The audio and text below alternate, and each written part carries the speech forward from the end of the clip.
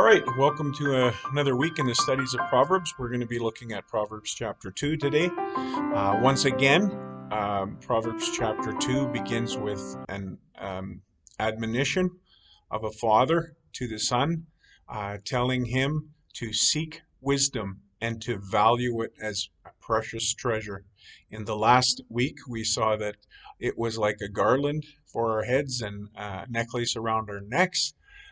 This week, uh, the father likens it to a precious treasure or to gold, or silver, sorry.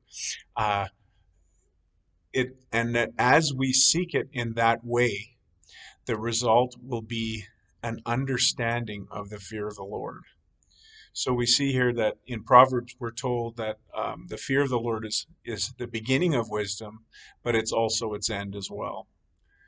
In verses 6 to 8, we see that God is the one who grants wisdom, and the result or effect of receiving this wisdom is that we prosper and are protected. God grants wisdom to those who seek it, and wisdom leads to prosperity and protection. Wisdom, as we see in verses 9 to 11, also leads to understanding, an understanding of what is good.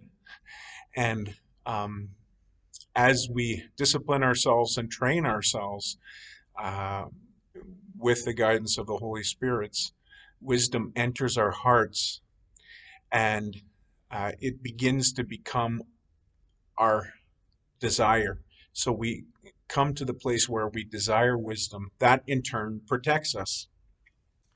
And the second part of Proverbs chapter 2, beginning in verse 12, tells us what wisdom protects us from. And the first thing it protects us from is falling victim to perversion and wrongdoing, from going down crooked and devious paths set by men.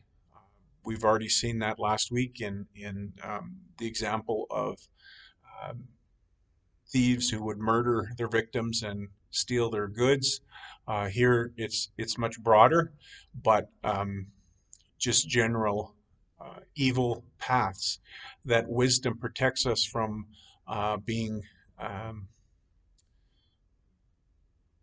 tricked into following perverse ways, because we love wisdom, we will seek the good, and we will find it. In verses 16 to 19, we see that wisdom protects us from evil women. The example here is a wayward woman who has abandoned her husband. She is living for sensual pleasure and would be one that would encourage this young man to go down an evil path, but he is able to resist it because he knows which paths lead to life. I'd just like to make a comment here about the evil woman in this situation. Note that it is someone who has chosen the path of evil. I think we're all aware that there are many sex slaves, and they are forced into prostitution. They are not evil. They are victims of evil. That's a very different thing than what Proverbs is talking about here. Also, while Proverbs is written um, in the voice towards a young man, it can be applied in the same way to women. And so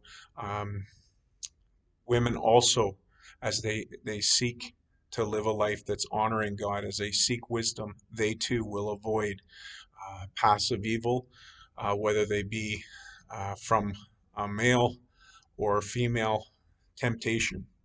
So, and finally, we see here in verses 20 to 22 of chapter 2 that wisdom keeps us on the path of righteousness, the way of the following the way of good men, and ensures that we dwell in the land rather than being expelled from it, as will be the case for the unwise.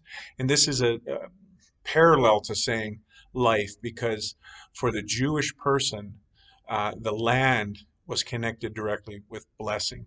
And so the land represents the good life. And to be expelled from the land is to be outside of God's blessing, and therefore parallels death. So that is Proverbs chapter 2 in a quick overview, and we will see you next week.